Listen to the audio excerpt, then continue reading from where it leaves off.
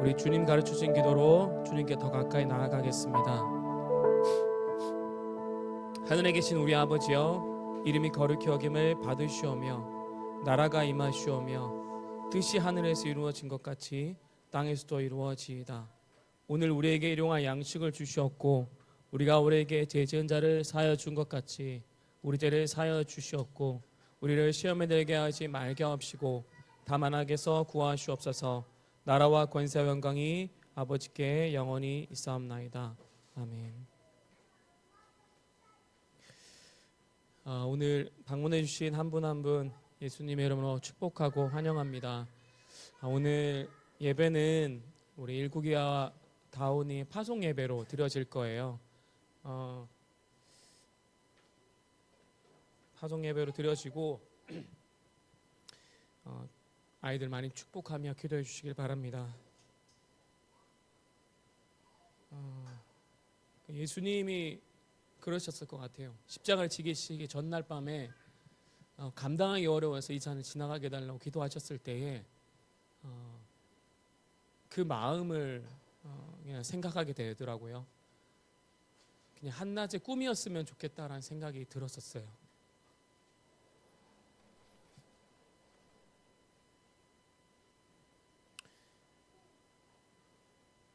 조사를 계속 받고 아이들을 이용해서 돈을 모금한 걸로 경찰 조사를 넘기겠다는 말을 들어도 그것이 두렵진 않았습니다. 감옥에 갇히는 것도 두렵지 않았고 재정을 다 빼앗아가겠다 말해도 하나 두렵지 않았습니다. 그냥 아이들만 있으면 하나님께 큰 것을 구하지 않았습니다. 유명해지는 것도 은사와 능력을 많이 가져서 전 세계를 다니는 것도 구하지 않았습니다.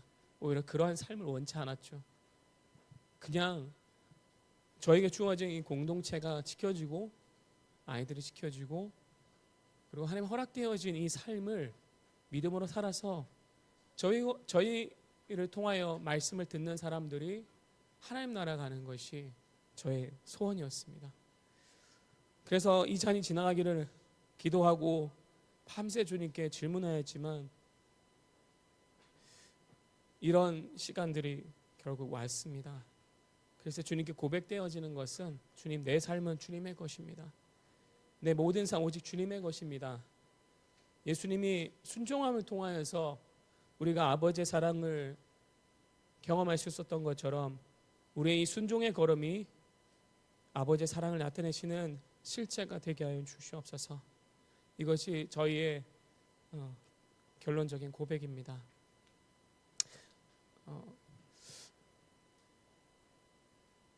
오늘 오후에 창임 예배, 위임 예배가 있는데요. 이런 일이 있을 줄 알았으면 사실 계획하지 않았을 거예요. 교단에 이미 보고를 드리고 나서 이런 상황이 생겨서 공교롭게도 위임 예배는 정말 기뻐해야 되고 축복을 받아야 되는 시간인데 두 가지 일을 동시에 발생을 하니까 참 이 마음이 감당이 되지 않았습니다. 지금 하나님이 허락하신 이 시간들을 우리는 감사함으로 감사의 제사를 드릴 때에 주님이 구원의 길을 보이시겠다고 우리 2025년도 주님이 저희 가정에 주신 말씀이기 때문에 저희는 감사하려고 합니다. 우리 가정에 우리 아이들에게 주님이 분명히 구원의 길을 베푸실 것을 믿기 때문에 저희는 그 말씀을 붙들고 허락하신 이 시간들을 감사하려고 합니다. 그래서 많이 기도해 주시고 오후에도 함께 해주셔서 축복해 주시기를 바랍니다. 우리 함께 나눈 말씀은 요한일서 3장 16절 18절 말씀입니다. 현대인의 성경으로 읽겠습니다. 요한일서 3장 16절 18절.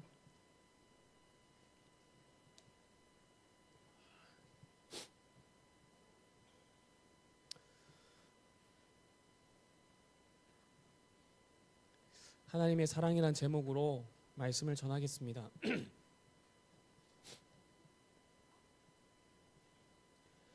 예수님이 우리를 위해 스스로 목숨을 버리신 일로 우리의 사랑이 무엇인가를 알게 되었습니다. 그러므로 우리도 형제를 위해 목숨을 버리는 것이 마땅합니다. 많은 재산을 가지고 있으면서 가난한 형제를 보고도 도와주지 않는다면 어떻게 하나님을 사랑한다고 하겠습니까? 자녀들이여, 우리는 말로만 사랑하지 말고 행동으로 진실하게 사랑합시다. 아멘. 첫사람 아담이 죄를 지음으로 온 인류에게 죄와 사망이 들어왔습니다. 아담이 선악의 열매를 하나님이 먹지 말라고 했음에도 불구하고 그것을 먹음으로 하나님의 명령에 불순종했기 때문입니다. 죄가 세상에 들어왔고 죄를 통하여서 죽음이라는 것이 이 땅에 들어왔습니다. 이제 모든 사람은 죄로 인해서 죽음에 이르게 되었습니다. 하나님께서 아담 위의 모든 사람이 이 죄와 죽음에서부터 살리시기 위해서 한 가지 결정을 하셨는데요. 그것은 아들 예수님을 세상에 보내시는 것이었어요. 그리고 그 예수님을 통하여 우리를 위해 죽으심으로 우리의 죄값을 치르고 우리를 정말 죄와 죽음으로부터 구속하기를 원하셨습니다. 이 과정은 단순한 과정이 아니었어요. 결정하기까지 우리는 그 시간 가운데 있지만 그 무한의 그 시간 가운데 계신 하나님께서는 아들을 외면하고 아들의 그 죽음 앞에서도 얼굴을 돌리셔야 되는 결정을 하셔야 됐었습니다. 하나님께서 우리를 그 사랑하신 그 증거로 그 아들을 내어주셨어요. 우리는 말씀을 통하여서 십자가에 죽으신 예수 그리스도를 듣게 되어지고 우리가 그분을 믿게 되었죠.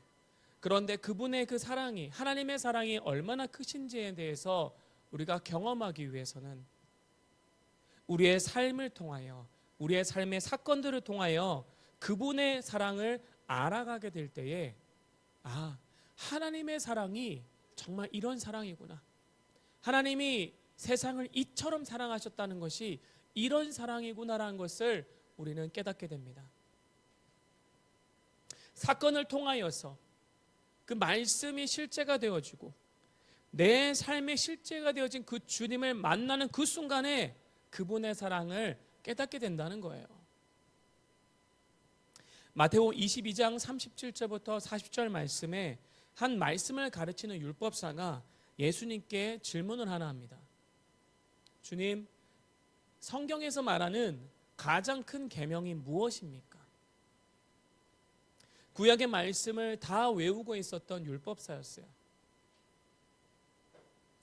예수님은 그들이 지키고 있는 그 율법 중에 613가지의 율법을 그들이 밤낮으로 지키고 있고 또 10계명, 10가지의 계명을 그들 중에서 가장 중요하게 생각하고 토라를 가장 크게 생각하고 계심을 아셨어요. 그리고 예수님이 말씀을 이어갑니다. 성경에서 말하는 가장 큰 계명은 너의 마음과 목숨과 뜻을 다하여 하나님을 사랑하는 것이다. 하나님만을 사랑하는 거야. 그리고 그것으로 끝나지 않아.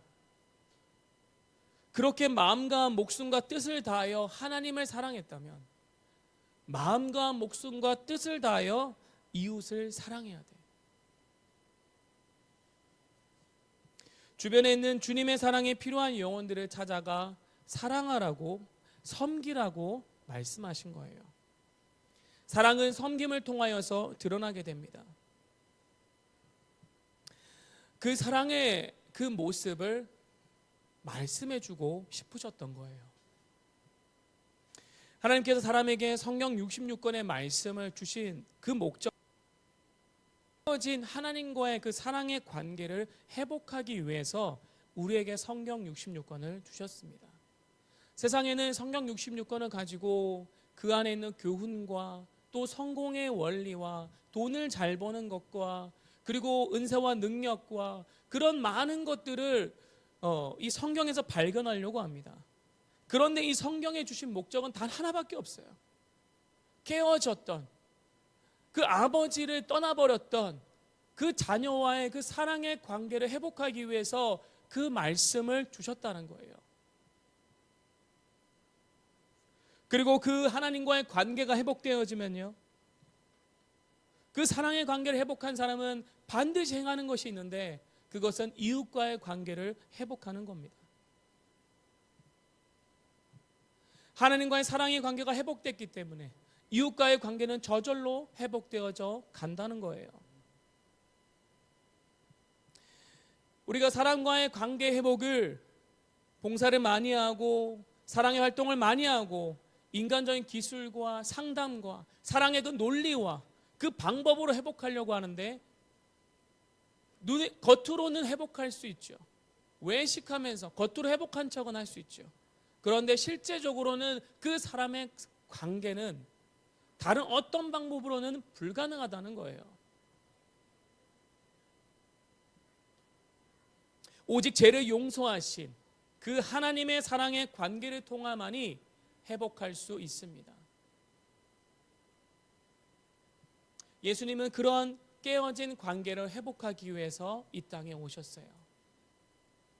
에덴에서 선악과를 먹으며 깨어진 그 하나님과의 사랑의 관계를, 사람과 사람 사이의 그 깨어진 관계를 회복하기 위해서 이 땅에 오셨어요.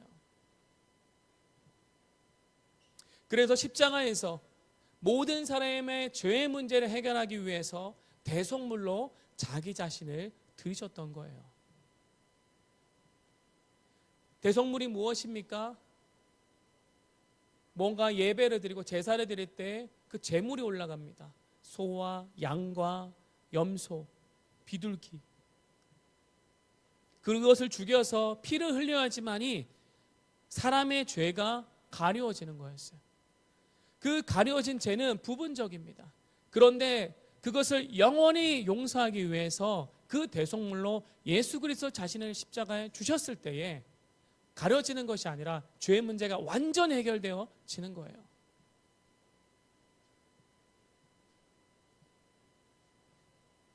그렇게 자신을 내어드리셨어요. 그 사랑의 관계를 회복하기 위해서 주신 말씀에는요, 그 말씀을 살펴보면 하지 말라는 것들이 굉장히 많아요. 우상 숭배하지 말라, 술 취하지 말라, 음란하지 말라, 도둑질하지 말라, 미워하지 말라, 간음하지 말라, 하지 말라가 정말 많이 있습니다. 뿐만 아니라 또 하라고 하는 명령들이 있어요. 쉬지 말고 기도하라, 매일 기도하라, 항상 기뻐하라, 날마다 감사하라, 예배하라, 서로 사랑해라, 용서하라, 말씀에 순종하라, 이렇게 하라.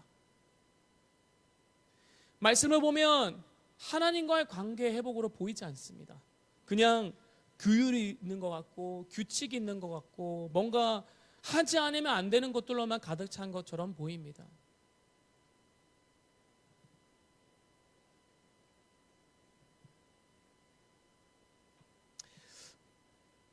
여러분, 고대 사회에 보면 제사를 드릴 때 우상 숭배를 하는데, 그 우상 숭배를 할 때 짐승만 바치는 것이 아니라 하는 행동이 있습니다. 바로 음란한 성적인 교합이 일어나는 거예요. 성적인 부도덕한 관계가 그곳에 있습니다. 그런데 여러분, 하나님을 예배하는 장소에는 그러한 것이 없어요. 유일하게 세상의 종교에 어떤 종교에 다 찾아봐도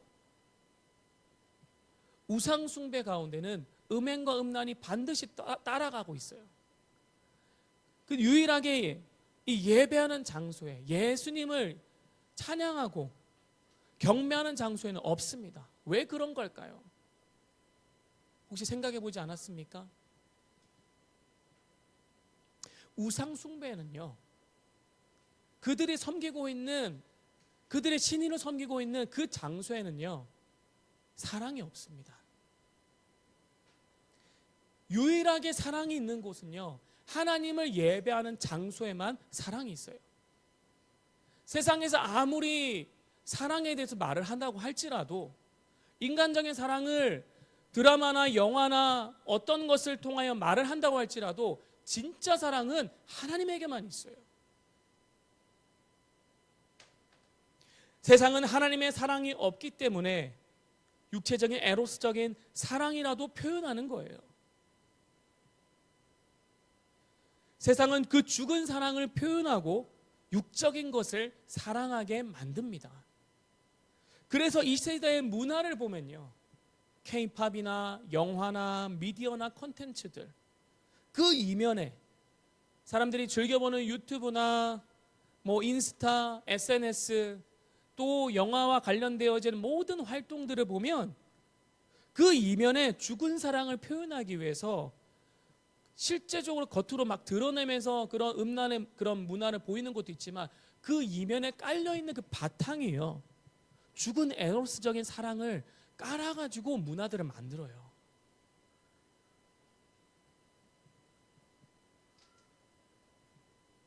그래서 이 세상의 문화가 우상 숭배가 있고, 그리고 음란의 문화가 바탕에 깔려져 있는 겁니다.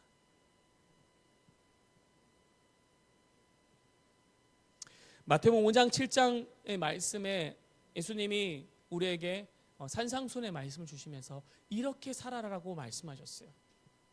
성경에 또 압축되어지는 말씀이죠. 정말 하나님을 사랑하는 사람이라면 이렇게 살아야 돼. 그 삶의 열매로 이러한 모습이 나타난다라고 하는 것이 마태복음 5장, 6장, 7장의 말씀에 있습니다. 그 말씀 중에 바리새인과 서기관보다 더 나은 의에 대해서 말씀하세요.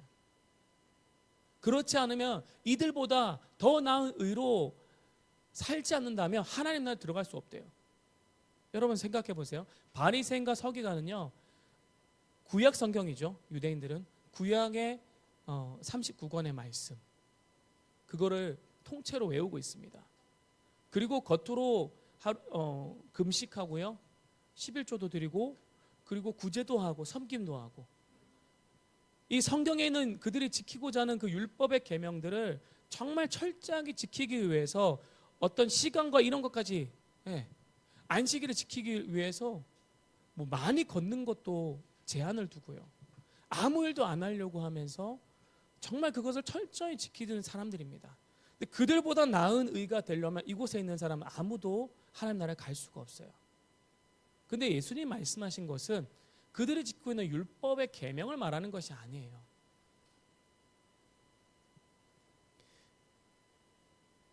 이들이 지키는 그 율법을 우리가 더 잘 지키고 사는 것을 말하는 것이 아니라는 거예요. 예수님이 그 의를 설명하시면서 너희가 더 높은 의로운 삶을 살아야지만이 하나님 나라에 들어갈 수가 있어 라고 말하고 있는 거예요.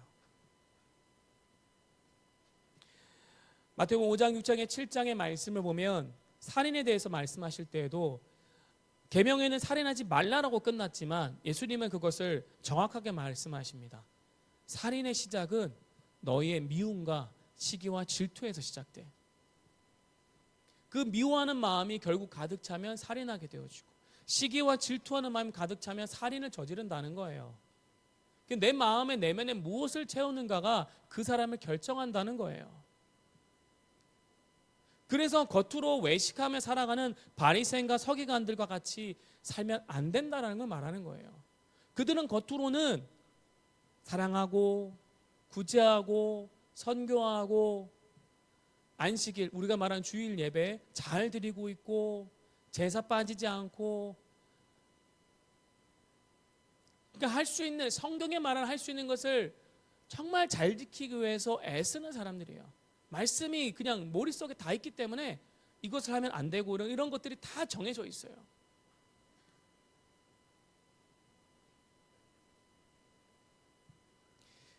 그런데요, 그들 속에는 한 가지가 없습니다. 하나님의 사랑이 빠졌어요. 그 마음에 하나님의 사랑이 없는 상태로 지금 이 모든 것을 하고 있다는 거예요. 내면으로부터 하나님의 사랑이 하나님을 향한 그 믿음의 소망으로 자라나서 그러한 삶을 드러내며 증거하기를 원하신다라는 거예요. 이 안에 사랑이 없이 그냥 행하는 모든 것들은 아무 의미가 없다는 거예요.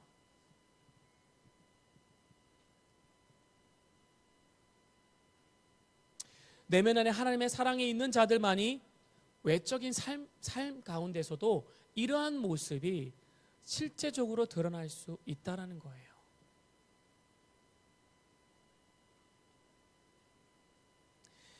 하나님의 사랑의 관계가 회복된 자들이 그렇게 이웃을 사랑하며 살아가기를 원하십니다. 구체적인 그 삶을 통하여 선교하고 구제하고 돕고 돌아보고 고아 가부와 나그네 그런 어려운 자들, 병든 사람들, 그런 자들에게 그냥 계명에 쓰여져 있으니까 행하는 그런 종교적인 삶이 아니라 진짜 하나님의 사랑을 가지고 그 일을 행하길 원하신다라는 거예요.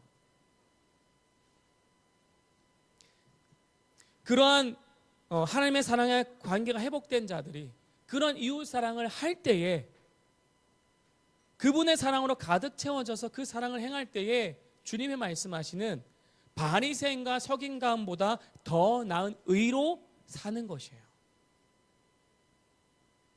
그렇지 않으면 우리는 하나님 나라에 들어갈 수 없습니다. 여러분은 어떻습니까? 하나님과 사랑의 관계를 회복하셨습니까? 그렇다면 이웃과의 사랑의 관계를 회복하는 삶을 살아가시기를 축복합니다. 여러분의 내면에 그 사랑으로 행하는 말씀의 모든 것들이 여러분이 정말 외적으로가 그런 외식하는 것이 아니라 진짜 실제되어진 하나님의 사랑을 나타내는 삶으로 사는 그런 한 분 한 분 되시기를 예수님 이름으로 축복합니다. 요한일서 3장 16절에 예수님이 우리를 위해 스스로 목숨을 버리는 일로 우리는 사랑이 무엇인가를 알게 되었습니다. 그러므로 우리도 형제를 위해 목숨을 버리는 것이 마땅합니다. 이 사랑을 아는 사람들이 형제를 위해 목숨을 버릴 수 있습니다. 그런데요, 예수님이 목숨을 버리는 것을 우리의 육체의 죽음을 말하는 것일까요? 문자 그대로 적용하면 형제를 위해서 대신 죽어야 되는 거예요. 그런데 육체적인 죽음을 말하는 것이 아닙니다.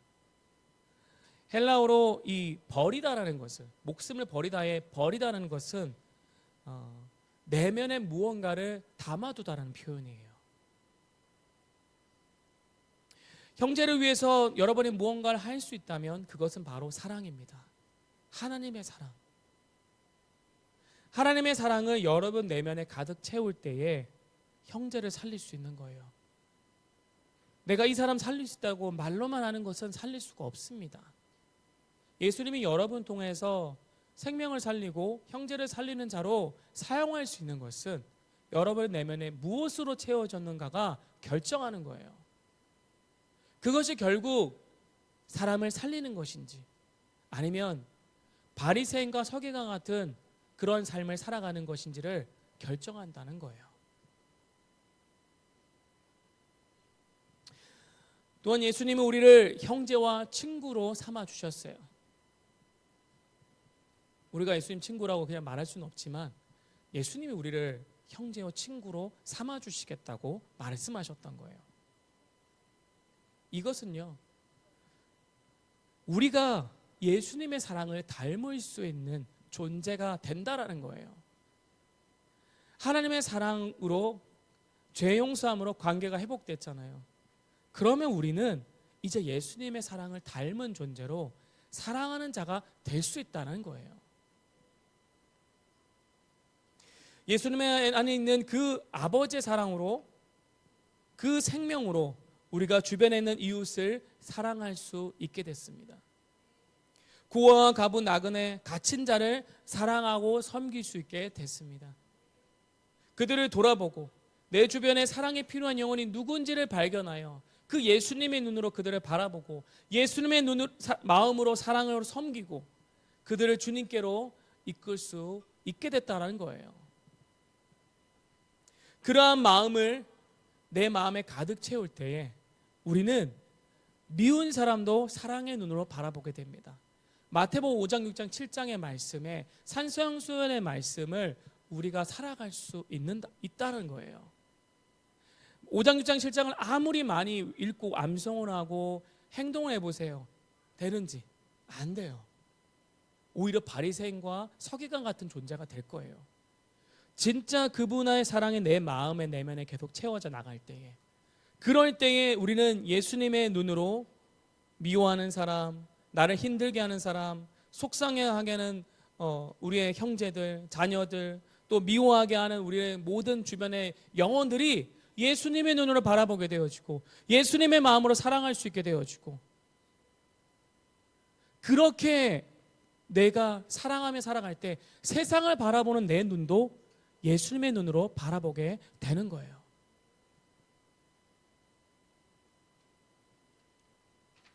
사랑이라는 것은 구체적입니다. 행함이 없는 믿음이 죽은 믿음인 것처럼 사랑이란 것은 구체적인 것으로 드러나야 돼요. 예수님은 우리를 사랑하셨기 때문에 구체적으로 십자가에서 죽으셨어요. 죽음이란 것을 통하여서 우리에게 구체적으로 아버지의 사랑을 보여줬습니다. 우리도 형제를 위해서 죽음이라는 것을 통하여서 구체적으로 그분의 사랑을 보여줄 수가 있어요. 여러분이 형제를 위해서 죽을 수 있는 것, 여러분의 마음에 무엇을 담아두는가, 무엇을 여러분의 마음에 가득 채우는가가 형제를 위해서 죽을 수 있는 겁니다. 그것이 구체적으로 사랑으로 보여줄 수 있는 것이고, 그것을 통하여 여러분 안에 사랑이 있다는 것을 증명할 수가 있어요. 내 이웃의 형제가 궁핍하고 어려움에 처했을 때 그냥 지나치지 않고, 굶주리고 목마라 있을 때 먹이고 마시게 할 수 있는 삶, 아픈 사람이 있다면 살펴주고, 나그네가 있다면 갈 곳이 없을 때 갈 곳을 마련해 주는 삶, 이러한 삶을 여러분이 살 수 있습니다. 요한일서 4장 12절에 서로 사랑하면 하나님이 우리 안에 거하시고 그의 사랑이 우리 안에 온전히 이루어지느니라. 구체적으로 여러분의 내면에 그 사랑을 채울 수 있는 방법의 말씀입니다. 우리가 하나님의 사랑으로 사랑할 때 세상은 우리가 진짜 그리스도인인 것을 알게 됩니다. 우리 안에 그 사랑에 채워지는 것을 세상 사람들이 발견한다는 거예요. 저 사람은 다르구나, 저 사람은 진짜구나. 우리 안에 그 사랑이 드러나기 시작할 때에 세상 사람들이 여러분을 통하여, 저와 여러분을 통하여 하나님의 사랑을 발견하고 하나님을 만나게 됩니다. 말씀을 맺겠습니다.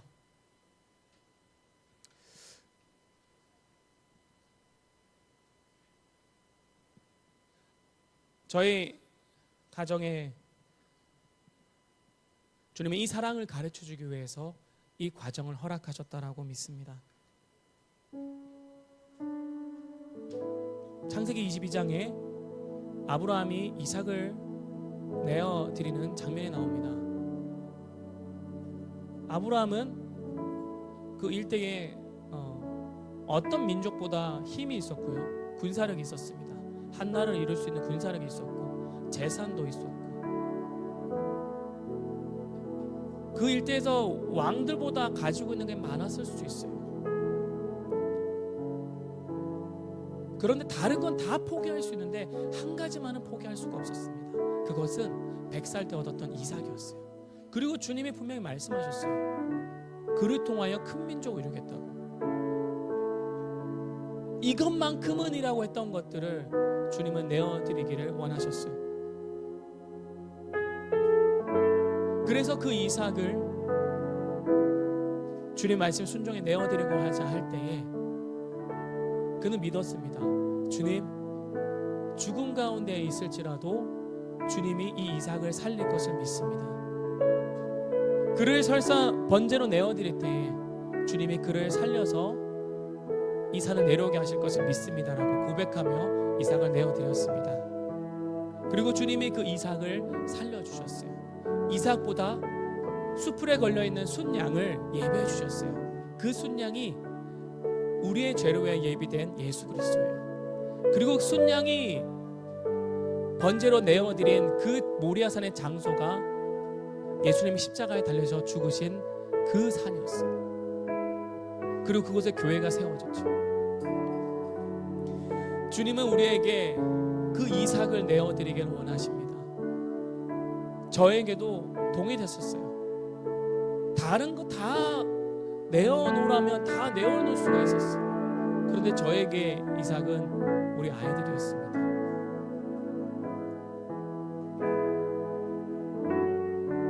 예수님이 십자가에 달려서 죽으시기 전날 밤 겟세마네 동산에 올라가셨을 때 이것을 감당하기 어려우셨습니다. 그래서 이 잔을 지나가기를 원하셨었어요. 하지만 아버지의 뜻대로 이루어지기 원합니다라고 기도했습니다. 저희도 수없이 되뇌어서 기도했습니다. 주님, 이게 꿈이기를 원합니다. 그냥 지나가기 원합니다. 그냥 조사받고 다른 거 다 그냥 포기하고 다 내어들어오라면 다 포기하겠습니다. 아무것도 남지 않아도 포기할 수 있습니다. 근데 아이들은요, 이것만큼은 제가 포기할 수가 없어요.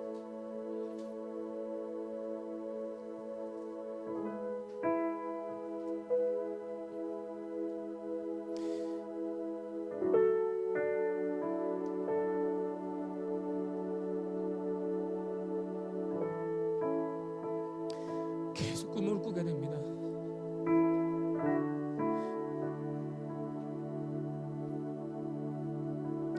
꿈에서 계속 질문을 하게 되어져. 근데 제가 원하는 답을 해주지 않습니다. 꿈에서도. 그리고 주님이 그러세요. 이 과정을 통하여 나의 사랑을 알게 될 거라고. 6년 전, 7년 전에 서산에 내려갔을 때에도 그랬습니다. 저희들에게 보장되어진 삶들이 있었어요. 목회를 할 수 있는 보장된 삶이 있었고, 그 바탕이 있었고,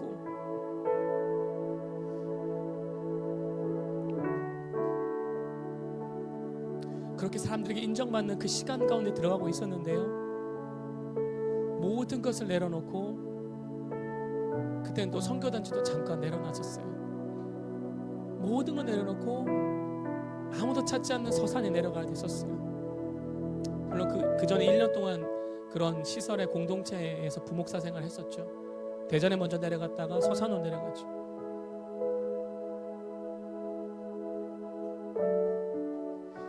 그 시간 너무 좋았어요. 아이들과 함께 예배하고, 정해져 있는 그런 예배 틀도 없고 그냥 매일매일 예배할 수 있었어요. 아이들과 함께 산으로 가고, 이번에 지난주인가요? 아이들과 함께 서산에 다시 내려갔었습니다. 저희가 머물렀던 예배의 장소도 가보고 주변도 가보고 너무 좋았습니다. 옛날 생각이 너무 많이 났어요.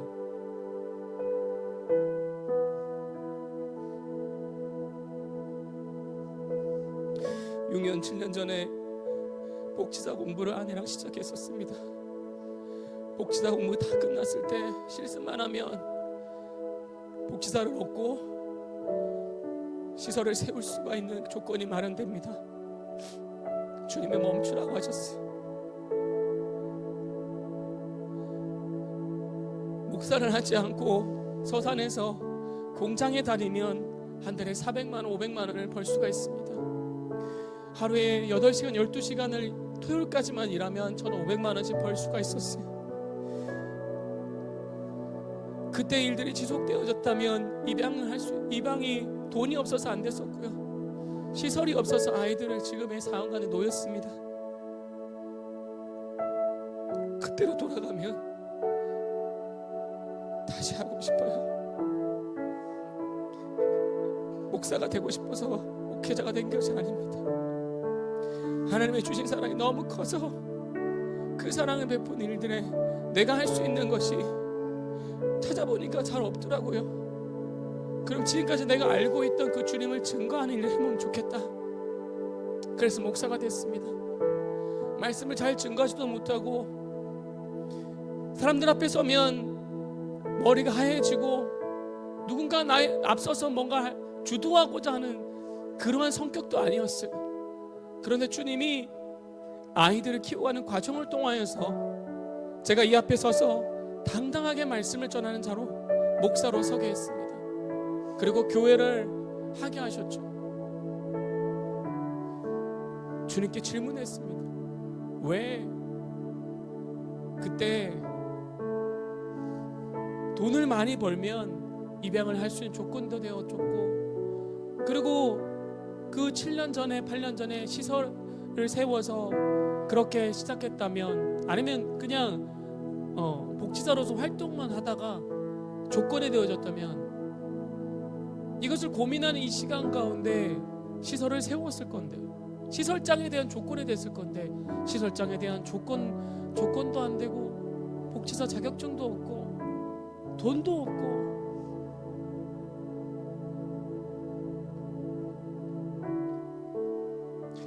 왜 주님 저에게 이런 이삭을 드리라고 하십니까?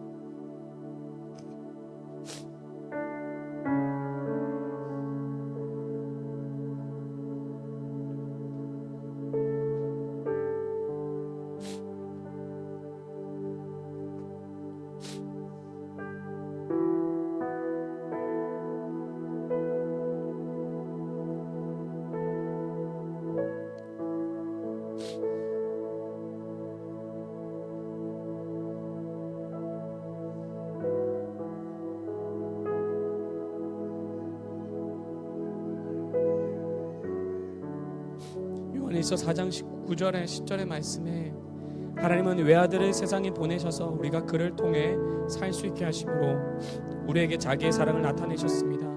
그러므로 우리가 하나님을 사랑한 것이 아니라 하나님께서 우리를 사랑하셔서 자기 아들을 보내 우리를 죄에서 구원하는 제물로 삼아 주셨습니다. 우리는 보이지 않아도 믿음으로 걸어가기로 결정했습니다. 그 이삭을 주님께 내어드리기로 결정했습니다. 물론 슬프죠, 힘들죠. 다음 주 수요일 목요일만 되면 아이들은 원 가정으로 돌아가고, 9월 말이 되어지면 또 시청에서 심의가 거쳐서 지금 나머지 아이들이 이곳에 머물게 될지 다른 시설로 갈지, 근데 그 시설도 임시로 머물게 될지 장기적으로 아예 그냥 다른 데 보내버릴지 결정이 납니다. 정말 보이지가 않습니다. 그런데 그 걸음을 믿음으로 걸어가기를 결정합니다. 우리의 이삭을 주님께 내어드립니다. 주님만 붙들고 의지하며 걸어가기로 결정합니다.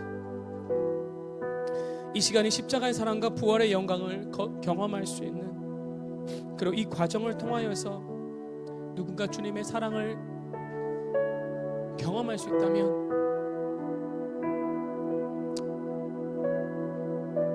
우리의 존재를 주님께 내어드립니다. 처음부터 그렇게 가정으로 돌아갔던 성훈이부터 시작해서 한우리, 서아, 그리고 우리 다운이, 일국이, 그리고 앞으로 가정 중에 있지만 우리 세빈이와 영광이와 우리 라연이까지, 그리고 이 일로 또 마음이 흔들릴 수도 있는 우리 레아와 아무것도 모르는 우리 에다와 우리 10명의 아이들을 주님께 내어드립니다. 처음에 이 길을 걸어갈 때 레아 한 명이 있을 때 주님이 그러셨어. 너에게 보내는 아이들은 나를 위해 살고 나를 위해 죽는 자들이 될 것이다. 네, 그래 주님, 그때는 몰랐습니다.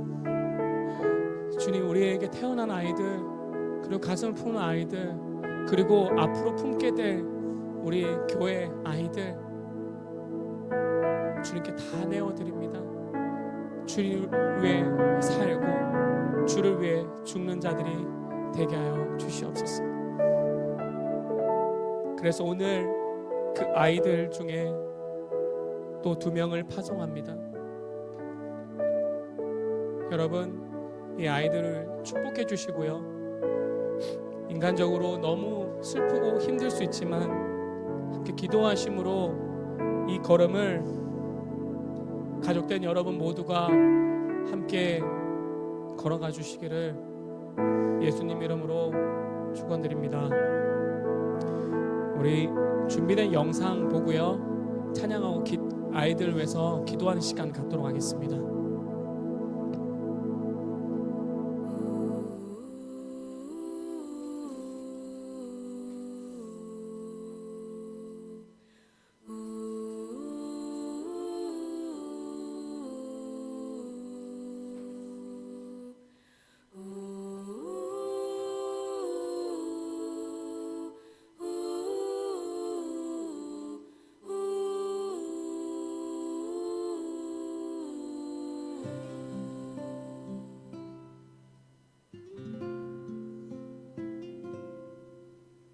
작은 갈대 상자 물이 새지 않도록 역청과 나무진을 칠하네.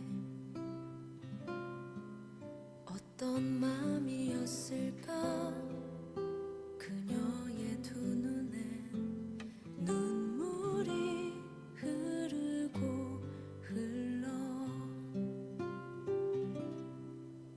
동그란 눈으로 엄마를 보고 있는 아이와 입을 맞추고 상자를 덮고 가까이에 띄우며 간절히 기도했겠지. 정처 없이 강물에 흔들흔들 흘러내려가는 그 상자를 보며 눈을 감아도 보이는 아이와 눈을 맞추며 주저앉아 눈물을 흘렸겠지.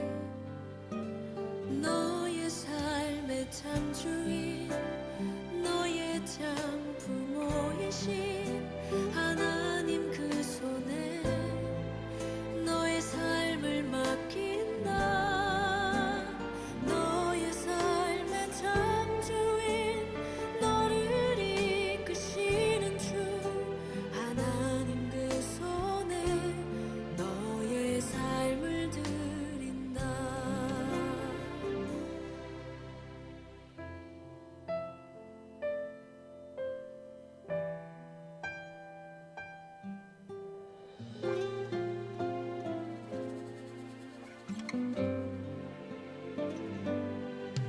어떤 마음이었을까 그녀의 두 눈에 눈물이 흐르고 흘러.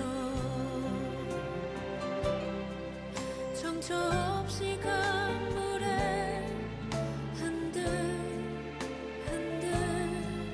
흘러내려가는 그 상자를 보며 눈을 감아도 보이는 아이와 눈을 맞추며 주저앉아 눈물을 흘렸겠지. 너의 삶의 참 주인, 너의 참 부모이신 하나님 그 손에 너의 삶을 맡긴다. 너의 삶의 참 주인, 너를 이끄시는 주 하나님 그 손에 너의 삶을 드린다. 그가 널 구원하시리. 그가 널 이끄시리라. 그가 널 사용하시리. 그가 너를 인도하시리.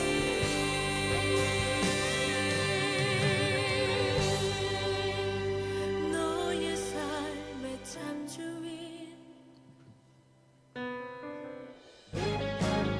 너의 삶의 참 주인, 너의 참 부모이신 하나님 그 손에 너의 삶을 찬양하고 함께 기도하겠습니다.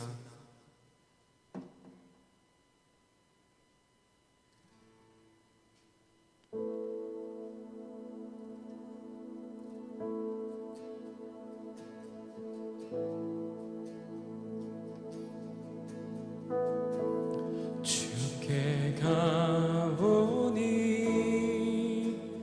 날 새롭게 하시고 주의 주소서.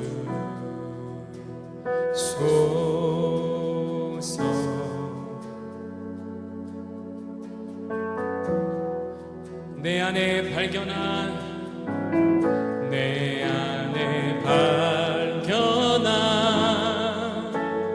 나의 연약함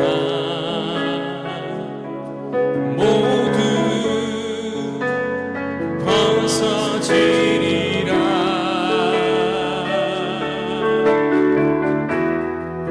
주의 사랑으로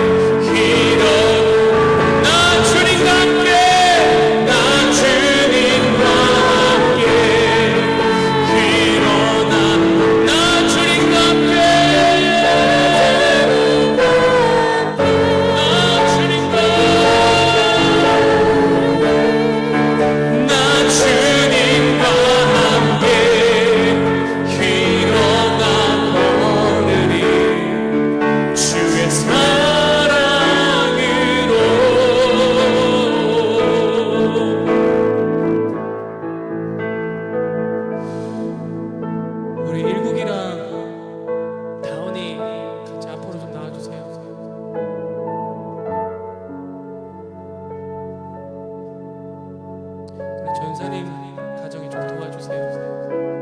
전사님이 일국이랑 다운 일로 올라.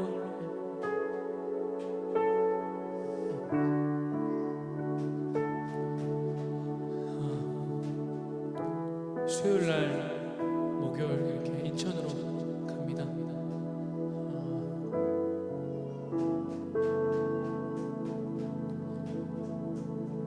주님이 그 사랑을 아이들에게 가르쳐 주셨고, 그리고 그 사랑을 또 배워갈 거예요. 저희는 기도로 동행할 겁니다.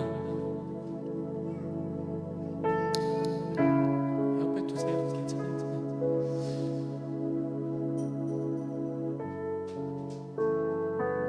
정말 하나님의 사랑이 그 증거가 우리 아이들에게 나타날 수 있도록 이들의 삶에 주님이 함께 하시겠다고 하셨으니 그 함께 하시는 그 증거가, 그 사랑의 능력이 아이들에게 나타나게 해 주옵소서. 어디에 있든지 예수님만 믿고 예수님만 예배하는 자들로, 그리고 그 주님만 찾는 아이들이 되기를 축복합니다. 이것을 위해 우리 이곳에 모인 가족된 여러분 모두가,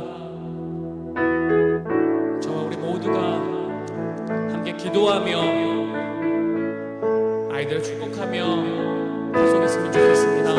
우리 함께 주여 외치며 이 아이들을 축복하며 주님 붙드시고 인도하시고 역사하여 주옵소서. 그 사랑의 능력이, 그 십자가의 사랑이 이 아이들의 삶 가운데 그 일생에 나타나게 하여 주옵소서. 주님 함께 동행해 주시고 함께하여 주옵소서. 우리 함께 주여 외치며 기도하겠습니다. 주여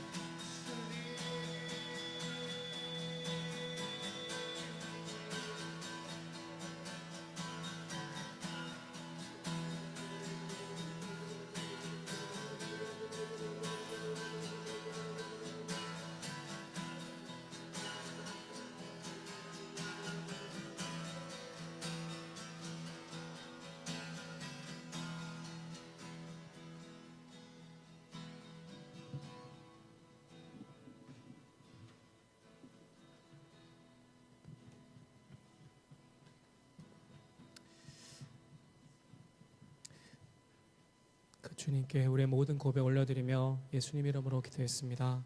아멘. 우리 축도하심으로 오늘 예배를 마치겠습니다.